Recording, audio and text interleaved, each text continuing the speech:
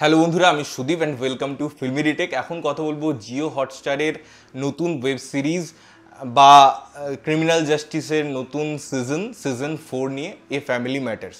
তো এই সিজনটা আমার কেমন লাগলো এইসব বিষয় থাকবে আলোচনা। দেখুন, দীর্ঘতম একটা সিরিজ, প্রায় 2 মাস লাগলো এই সিরিজটা দেখতে, কারণ প্রত্যেক বৃহস্পতিবার নতুন একটা করে এপিসোড এসছে, যেটা খুব প্যাথেটিক। কারণ ওয়ান গোতে সিরিজ দেখা আমি সবসময় প্রেফার করি, বাট এই সিরিজের আগের সিজন থেকে এই ফর্মেটটা তারা চালু করেছে যে প্রত্যেক সপ্তাহে একটা করে এপিসোড দেবে। বাট আমি এটা বলবো যে এই যে দীর্ঘতম প্রতীক্ষা, তার ফলাফল যদি ভালো হয় তাহলে পরে পিছনের জার্নিটা, দুঃখটা ওভারকাম করে যায়। এই সিজনের ক্ষেত্রে আমার সেরকমই হয়েছে। এই সিজনের যদি গল্প বলি, একজন বিখ্যাত ডাক্তার, তার বাড়িতে একটা মার্ডার হচ্ছে, তার মেয়ের যে দেখাশোনা করতো এবং তার প্রেমিকও বটে, সে মারা যায় এবং তার সামনেই তার ওয়াইফ থাকে অন্য ফ্ল্যাটে, যদিও তাদের মধ্যে ডিভোর্স এখনো হয়নি।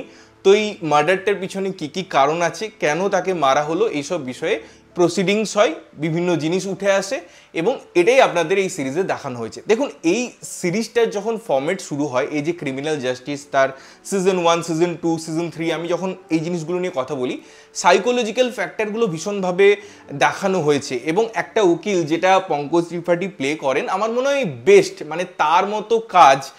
এই যে কমিক টাইমিং, তার যেভাবে ইনভলভমেন্ট থাকে, যে মিসিং লিঙ্ক এখানে এসেছে এই পার্টিকুলার সিজনে, এবং কালকে এই সিজনটাকে ক্লোজ করা হয়েছে।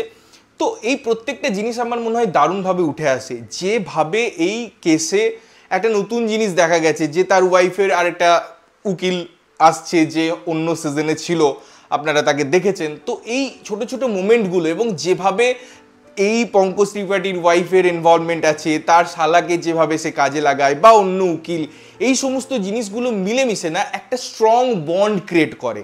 এই পুরো জার্নিটার বিভিন্ন লেয়ার ক্রিয়েট হয়, বিভিন্ন ক্যারেক্টার সেটস উঠে আসে, বিভিন্ন ক্যারেক্টারকে আমরা মনে করি যে হয়তো তার একটা অ্যাঙ্গেল থাকবে, হয়তো কোথাও গিয়ে সেটা পাওয়া যায় বা পাওয়া যায় না, বাট এই যে উত্তেজনা, সেটা কিন্তু থাকে। যদিও এই সিজনের ক্ষেত্রে কিছু কিছু সময় গল্পগুলো প্রেডিক্টেবল হয়ে গেছে, প্রথম থেকেই সেই জিনিসগুলো বোঝা যাচ্ছিল, বাট তার সত্ত্বেও যেভাবে গল্পটাকে নিয়ে যাওয়া হচ্ছে এবং ক্লোজারের পরেও আবার যে টুইস্টটা আনা হয়েছে, সেটা বেশ ইন্টারেস্টিং।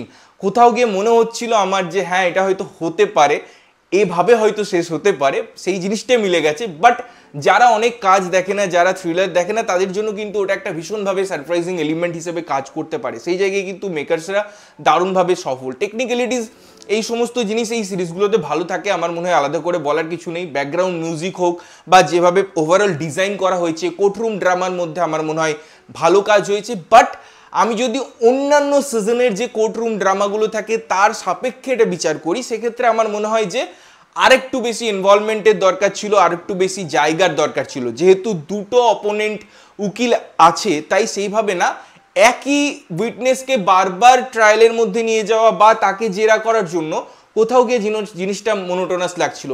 1-to-1 এর ক্ষেত্রে সেই স্পেসটা পাওয়া যায়, সেই স্ক্রিন প্লেতে আমার মনে হয় এলিমেন্ট অ্যাড করা যায়। যখনই আমার স্ক্রিন প্লের মধ্যে চলে আসবে যে আচ্ছা, আমাকে তো ওকেও স্পেস দিতে হবে, ওরও আমার একটা প্রসিডিংস আনতে হবে, তখনই ব্যাপারটা আমার মনে হয় একটু হলেও লঘু হয়ে যায়, যেটা কিন্তু এই সিরিজের ক্ষেত্রে হয়েছে। আদারওয়াইজ আমি যেমন পারফরমেন্সের কথা বলছিলাম, ইচ অ্যান্ড এভরিওয়ান নেলড ইট, মানে দারুণ পারফরমেন্স। মেয়েটা, তার যে একটা জায়গা আছে, সে যে একটা ডিজিজকে ক্যারি করছে, সেই জিনিসটাও আমার মনে হয় সুন্দরভাবে এখানে দেখিয়েছে।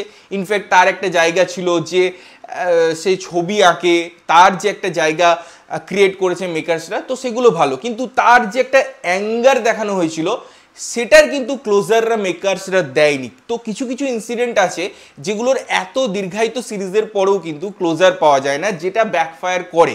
কিছু কিছু ইনসিডেন্ট মনে হয় যে দেখানোর জন্য দেখানো হচ্ছে, কিছু কিছু ক্যারেক্টার মনে হয় অপ্রয়োজনীয় দেখানো হচ্ছে। কেন সেদিন সেখানে যাচ্ছে মেয়েটা, ওই যে একটা জার্নি হচ্ছে, সার্চিং হচ্ছে, তো সেই সমস্ত জিনিস আমার মনে হয় এখানে মিসিং আছে। কিছু কিছু ইনসিডেন্ট ক্লোজার পায় না। তো আমার পার্টিকুলারলি এই সিজনটা বেশ ভালো লাগে বা সিরিজটা বেশ ভালো লাগে। তো আমি এগারলি ওয়েট করি যে সিজনগুলো কবে আসবে।